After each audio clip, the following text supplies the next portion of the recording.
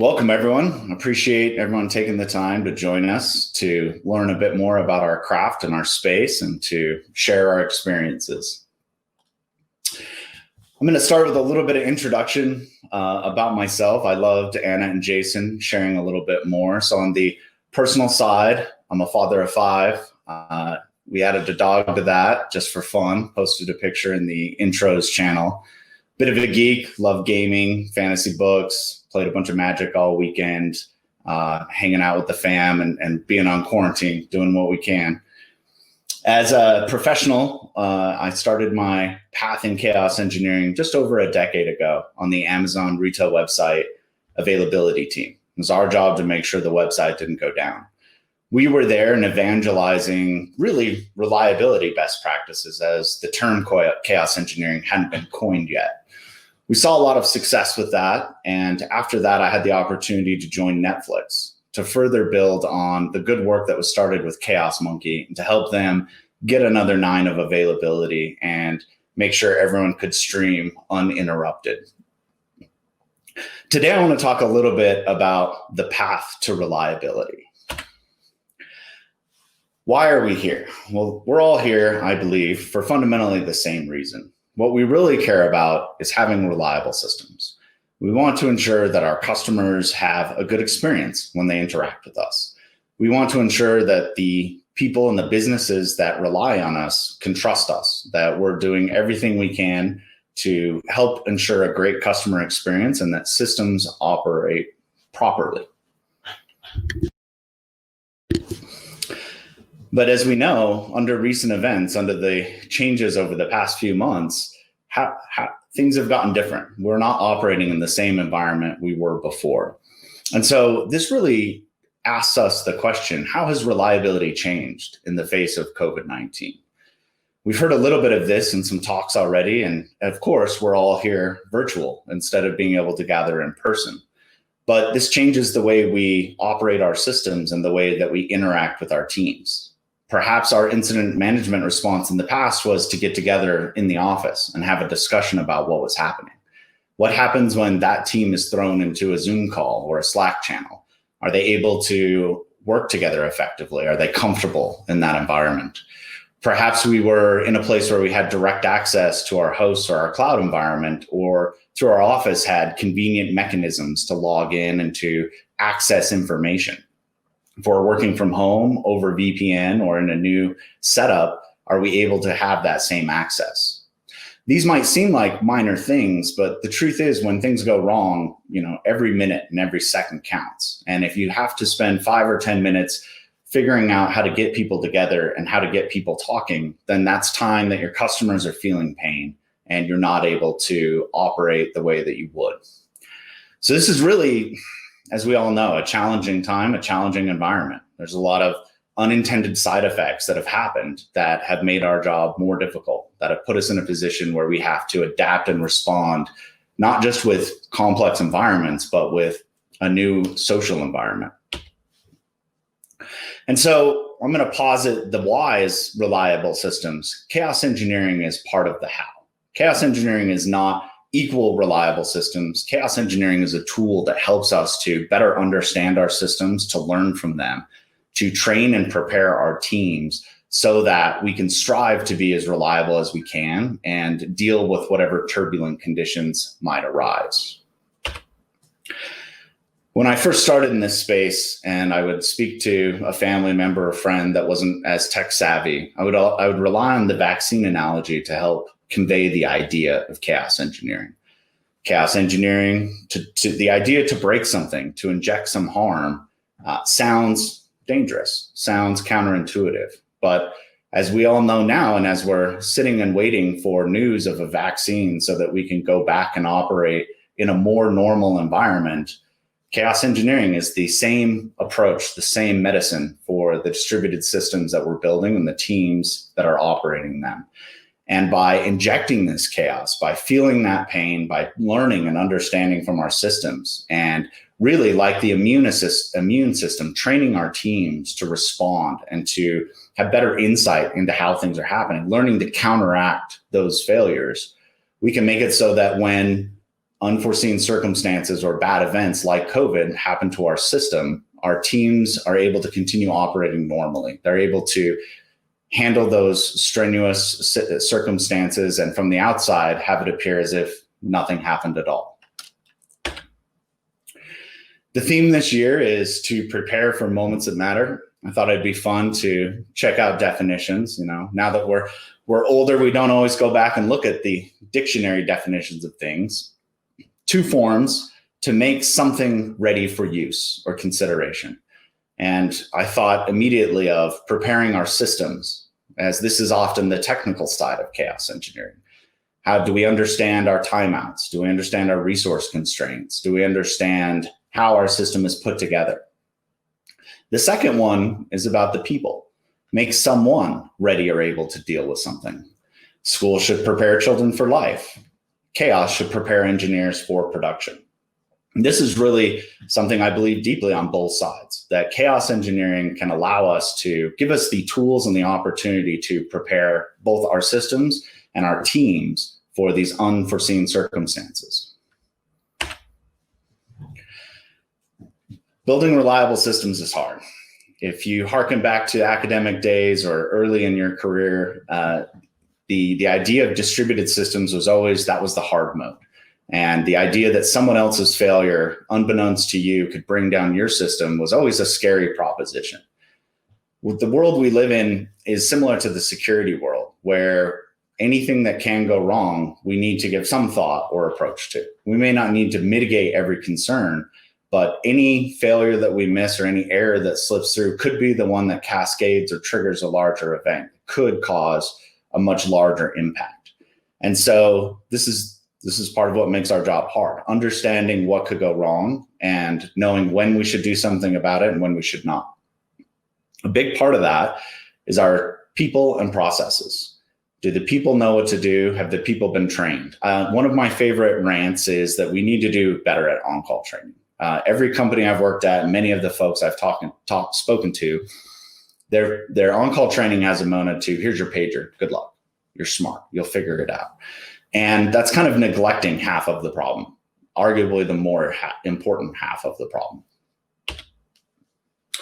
One thing that excites me about chaos engineering is it allows us to learn about our system in a way that is difficult to do otherwise.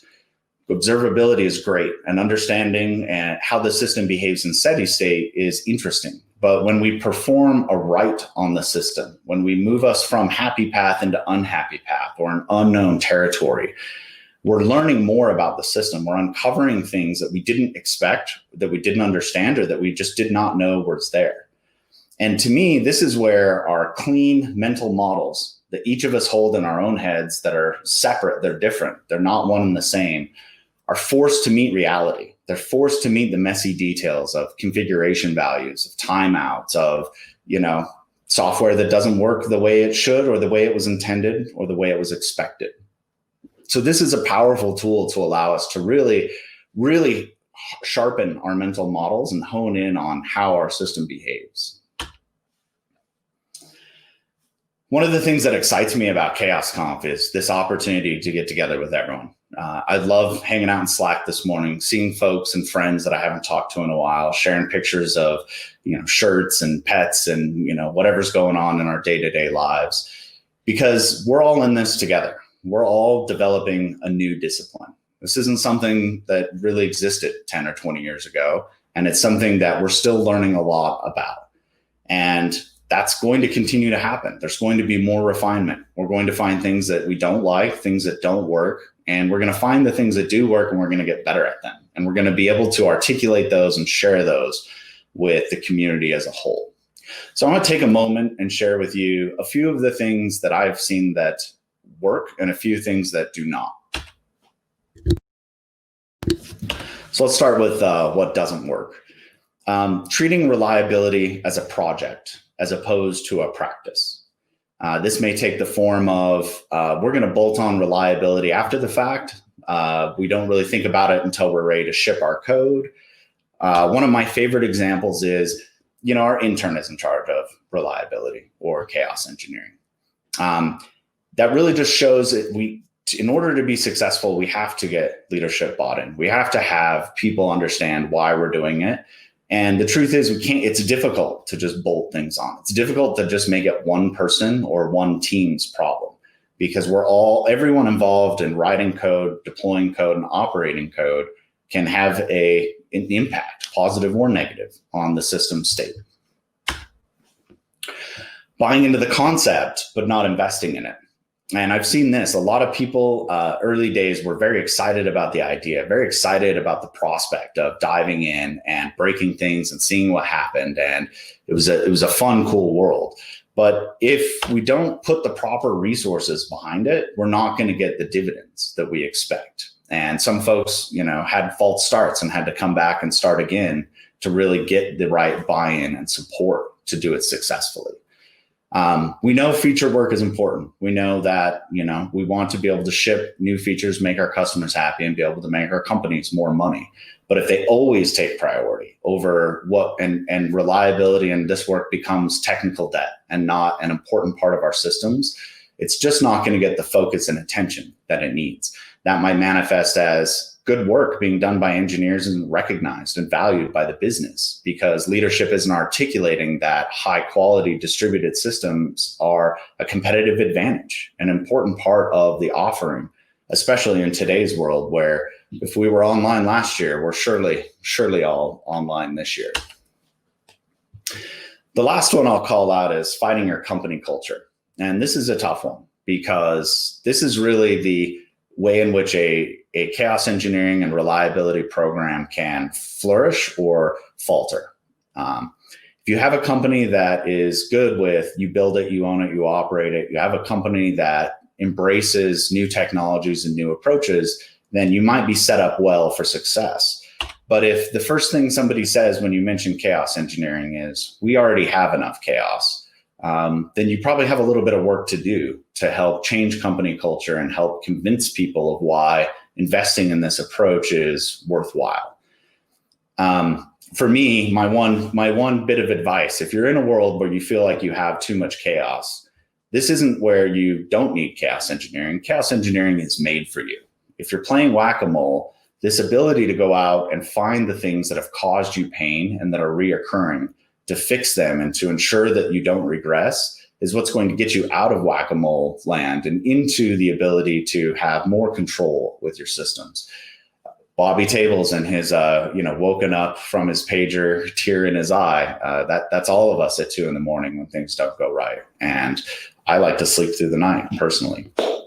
The other thing, and we've seen a good push toward blameless postmortems and sharing learnings more widely, is when people are just afraid to go out and make changes. They may believe it's the right thing and that it's going to yield benefits, but if they feel like they might get fired or it might be their fault if things don't behave exactly right, then they may be unwilling to get started. And that to me is just a shame, because there's good work and we want to support that good work when folks are willing. So let's talk a little bit about what does work.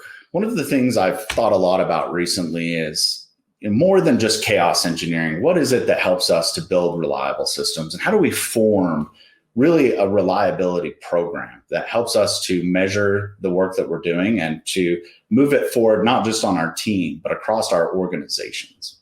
And so I've taken some cues from the security world that I think are very apt to our space. In the beginning, my recommendation is to assess what could go wrong. This is understanding where we stand in the defender's dilemma, taking stock of all the things that could happen and evaluating the risks of those. Next, we're going to understand steady state. And if we're mature, maybe this is a checkbox and a no-op, but it's often there are gaps in our monitoring or alerting or our logging that we can capture and that we can fix before we jump into the experimentation. Because like flying a plane, we would never want to do it without our monitoring. That would be flying blind.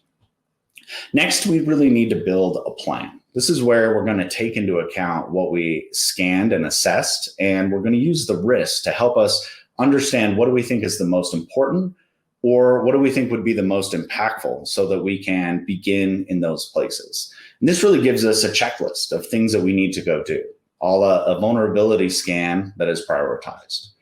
From this, we're ready to dive in. We're ready to go and run the experiments. And we have a ton of great content and talk. So lots of people are going to tell you, and like we've seen already this morning, show you how to run chaos engineering experiments. But once we've iterated that to the point that we're comfortable, we're going to automate it. We're going to put it into our pipelines. Some major companies are using that pipeline stage before production or before being deployed widely in staging to ensure that all code is meeting this reliability bar.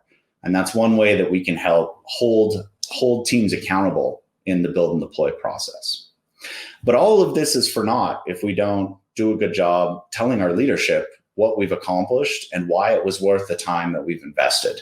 Engineering resources are precious, and the ability to spend them on things like this really the business needs to understand why that was a good return on investment. I've seen a lot of examples of 2 or 3 hours of investment monthly or weekly, saving dozens of hours of outages down the road.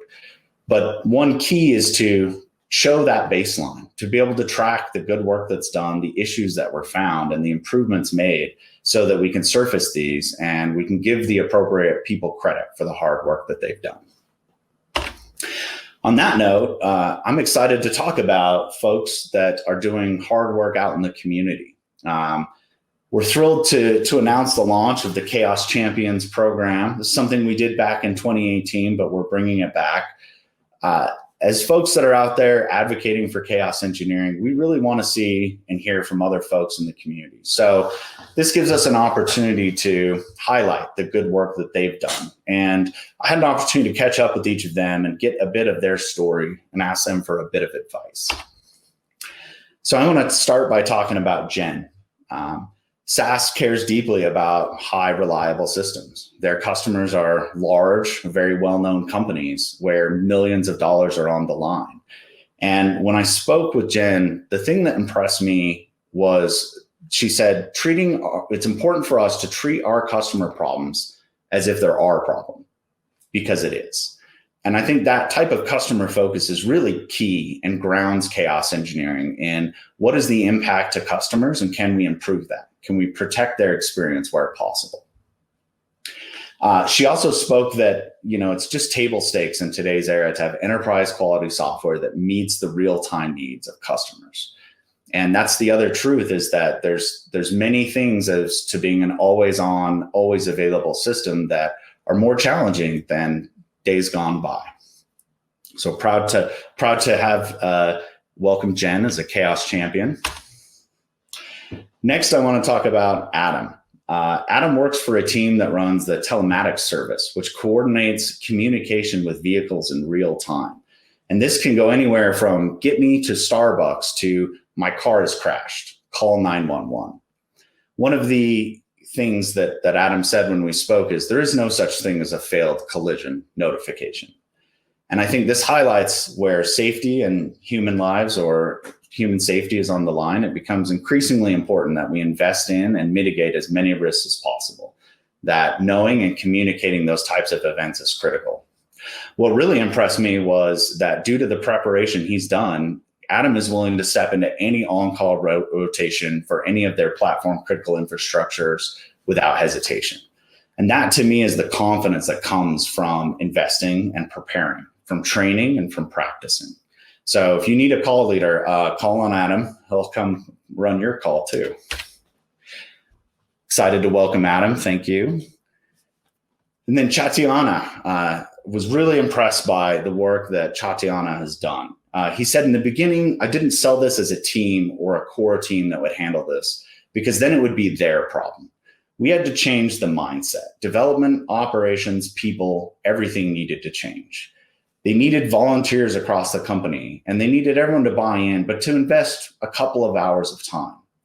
And with this approach, he was able to train 30 plus teams, run several thousand experiments, execute 5 boot camps and 2 game days in just 1 year.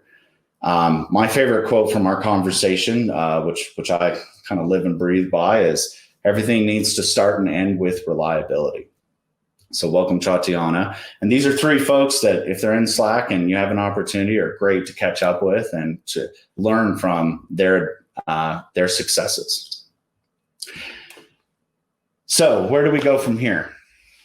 The truth is, reliability is a journey, not a destination. We're never done. There's always more things that have to happen. But reliability will always be important. It will never be okay for critical systems to fail, and customers will always care that things didn't work or that they broke.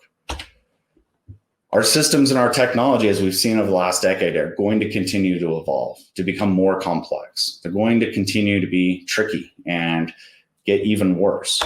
And so as a result, we must grow. We must adapt. We must continue to learn and to share our learning so that we as a whole and we as an industry and we as a discipline can be able to operate our systems well, make our customers happy, and sleep well at night. So I thank you very much for your time and look forward to all of the great content. I'll be hanging out on Slack and watching all the talks with y'all. So we've got some Q&A here. We've got some Q&A after, but thank you very much. So I loved your talk. I mean, we've been part of CHAOSScon since 2018. So first of all, it's amazing to kind of see it come back for a third year, have you on stage again. And I totally love that we're bringing the Chaos Champions back, especially when in 2018, we had to bring the community out to San Francisco to celebrate them. That one silver lining that we have in this 2020 is that everything's virtual. So we actually get to celebrate all these Chaos Champions together as a community, as we've seen this community now grow to be global. And even the Chaos Engineering Slack channel has like over 5,800 people. It's crazy. It's been a heck of a ride. Definitely. So we have our first question. Alex asked, when using Gremlin, is it possible to inject chaos to spike CPU memory of that of a service alone? But how is it in regards to resources that are shared as if they were in the AWS cloud environment? Yeah, we saw a bit of this in the Q&A in the last talk, and this is always a tricky one. So I've seen this come up several times where people say, hey, I run in a shared environment. I want to do chaos engineering, but if I break this other team, they're going to be mad at me. So I don't know if I can do that. And my answer is I'm going to parrot what was said earlier, which is if you're running in a shared environment, that means that your code can break, your code could impact theirs and vice versa, which means that risk exists today. So the question is, now that you're aware of that risk, do you want to try to mitigate that risk, understand it and tune it? Or do you want to avoid like the social confrontation or uncomfortableness of talking about it with that team and just like hope that that team doesn't break you? This is where I get into my, I think this speaks to why chaos engineering is important, to force that communication between teams, to have that discussion so that we're all aware of the risks we're running with, so that later on it's not a surprise and someone doesn't get blamed. That is so true. It's going to break, like another team's going to break you. So you might as well get ahead of it and have those conversations. It's almost like you have to rip that Band-Aid off and actually talk about things that are P0s like reliability. So our last question is, how do you see in practice the interaction between testing teams like functional and automation and chaos engineers? I know we get this question a lot in the space, so definitely want to hear your thoughts. Yeah, I think early days, I didn't see as many folks from a testing background as I did the SRE DevOps folks. But the last couple of years, I've seen just an increasing number of QA and testing engineers participating in this space. And I think that just goes to show that, in many regards, what we're doing with chaos engineering is distributed system testing. And when they see that as a natural extension of their responsibility, not just unit tests and integration tests, but the performance tests and the chaos engineering reliability tests, to me, I think that's a positive sign. We want those folks. They've got a lot of great experience and expertise in testing and thinking about edge cases. And honestly, there's probably a lot that us SRE, background folks can learn from them. Definitely agree on that. Last question, and any other questions that come in after that, we're going to be answering them on the QA-Kolton-Andrus channel on Slack. The last question is, I've seen multiple mentions of steady state today. What is defined as steady state? Does it include peak spikes? Totally a nuanced question. So it's a good call out. To me, steady state is is normal behavior. So something you would see, every day that wouldn't surprise you. I think that peak events like Black Friday, like a product launch, those are the days you're preparing for, because those are the days that are going to be out of, over the top in compared to what normally happens. But really what we're talking about is just from an experimentation perspective, you need a control to look at and compare against your results. And so it could be as simple as, I'm going to run a chaos experiment on half my hosts, and I'm not going to run a chaos experiment on the other half.